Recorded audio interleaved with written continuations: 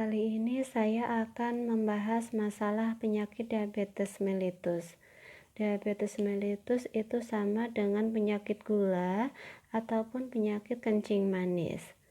Nah, diabetes mellitus sendiri itu merupakan gangguan kronis yang menyebabkan penurunan hormon insulin. Ini bersifat relatif ataupun absolut. Hormon insulin sendiri itu dihasilkan oleh sel beta pada pankreas. Ciri-ciri diabetes mellitus ada beberapa macam. Yang pertama, hiperglikemi. Ini adanya peningkatan glukosa dalam darah. Nah, yang kedua, itu adanya metabolismenya tidak stabil, baik dari metabolisme glukosa, metabolisme protein, dan lemak. Nah, sebelum lebih jauh saya menjelaskan diabetes mellitus, saya akan menerangkan tentang metabolisme glukosa. Metabolisme glukosa itu prosesnya ketika karbohidrat masuk dalam makanan kan didegradasi dalam usus, kemudian berubahlah menjadi glukosa. Nah, glukosanya ini kemudian diserap dalam darah. Setelah itu diangkut ke sel-sel tubuh. Nah, maksud dari diserap itu maksudnya memerlukan atau membutuhkan insulin. Insulin itu diibaratkan sebagai kunci untuk masuk ke dalam pintu sel.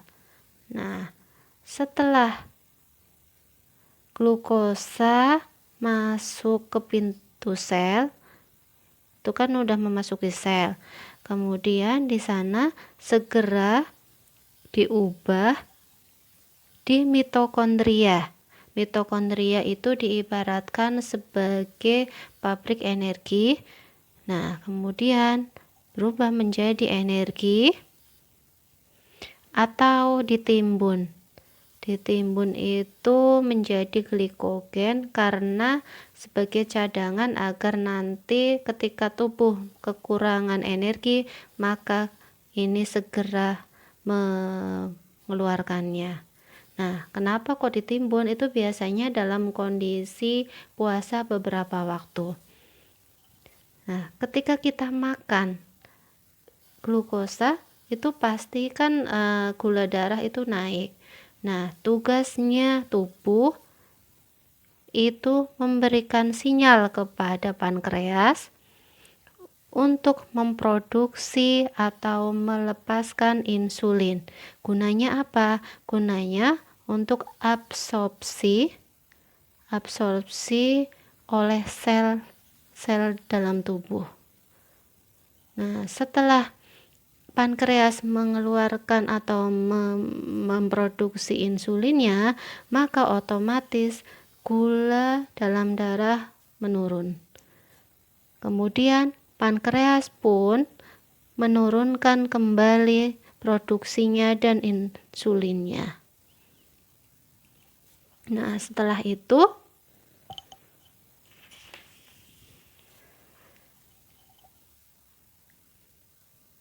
kadar gula dalam darah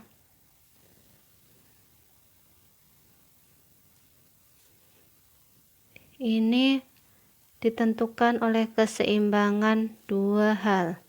Yang pertama insulin, kedua zat-zat dalam tubuh, terutama zat-zat yang sebagai antagonis oleh insulin. Contohnya adanya glukagon, ketokolamin, hormon pertumbuhan, kemudian adanya glukokortikoid.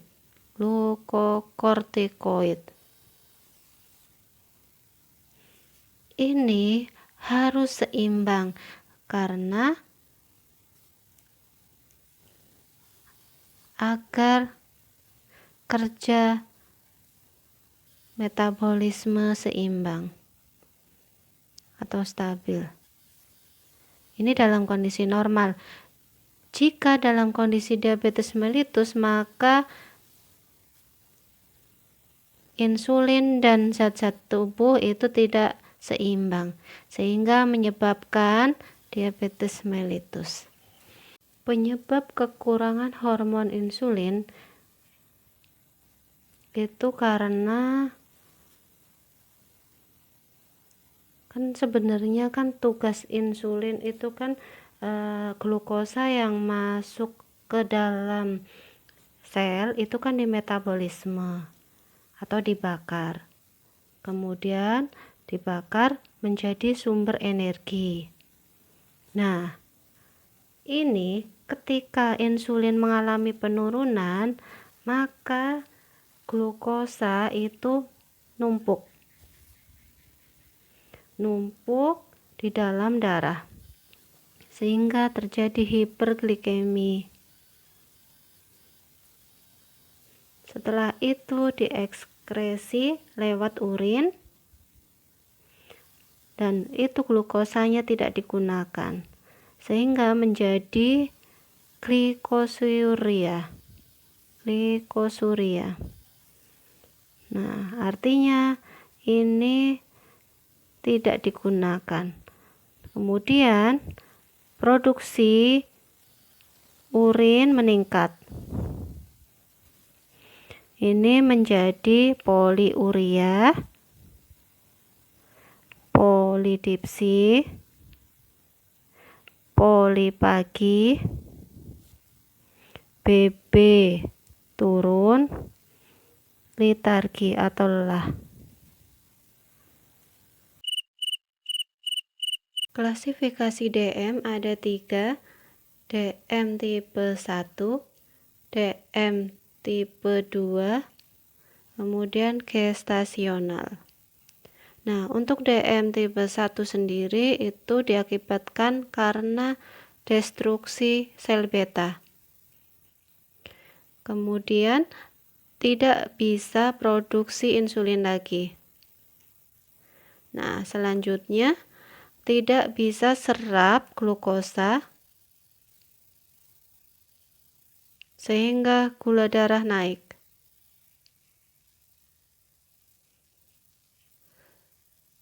Selanjutnya kemudian glukosa dikeluarkan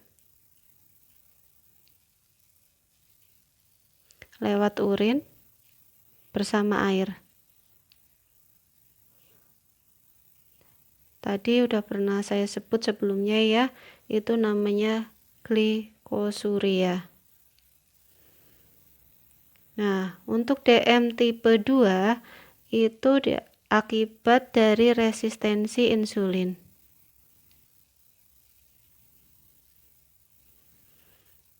Artinya, menurunnya reseptor hormon insulin.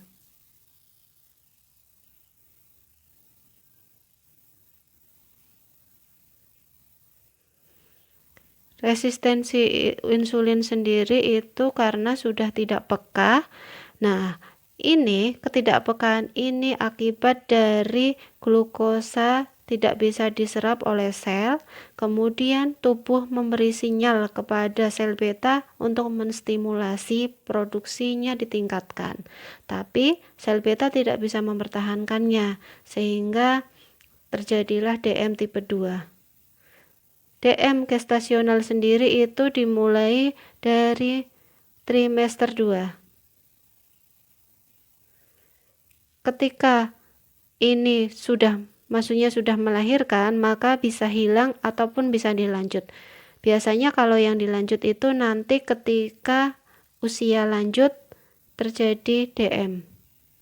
Nah, untuk DM tipe 1 itu biasanya pada kondisi tubuh yang turun dan biasanya itu terjadi autoimun, sehingga banyak yang dari faktor genetik. DM tipe 2 sendiri itu adanya obesitas dan genetik. Nah, gestasional juga adanya genetik ataupun tiba-tiba mempunyai penyakit. Pengobatannya sendiri pada diabetes mellitus itu ada dua, dengan farmakologi dan non-farmakologi. Nah, farmakologi itu ada dengan insulin. Insulin itu bisa untuk DM tipe 1, gestasional, dan untuk sekarang biasanya banyak juga untuk DM tipe 2 pakai insulin. Nah, pengobatannya ada antidiabetik oral,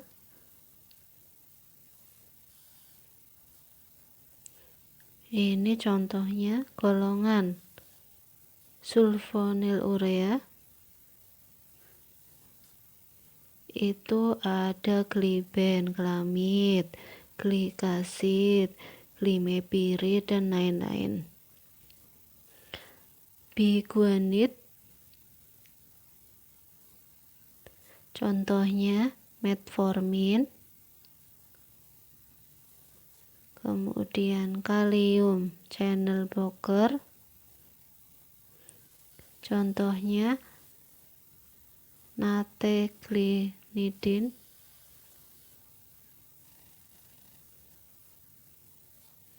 kemudian ada glikosid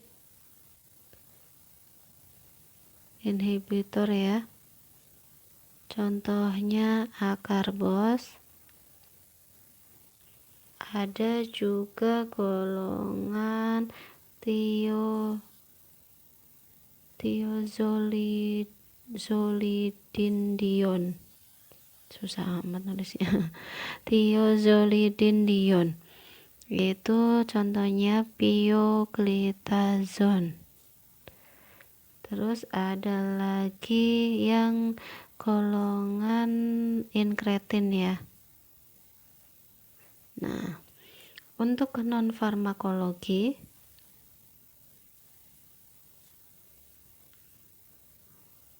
ada diet. Pasien diabetes mellitus itu harus membatasi pola makan. Kemudian gerak. Pilihlah olahraga yang tidak memberatkan jantung. Olahraga tidak berat jantung. Kemudian ada makan ya. Jadi saya sudah sebutkan juga di diet itu juga batasi pola makan. Nah, ini makanannya juga banyak yang mengandung gizi serta vitamin, multivitamin.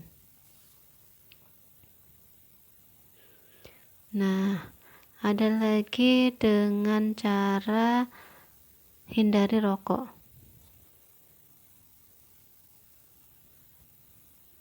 Karena di bahan rokok itu kan ada nikotinnya. Nah, nikotin itu bisa menyebabkan terjadinya sedikit serapan glukosa oleh sel.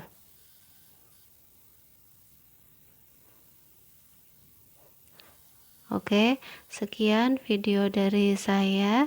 Nah, apabila ada pertanyaan atau apa mungkin bisa ditulis di komentar dan kita share atau belajar bareng ya. Semoga video ini bermanfaat. Wassalamualaikum.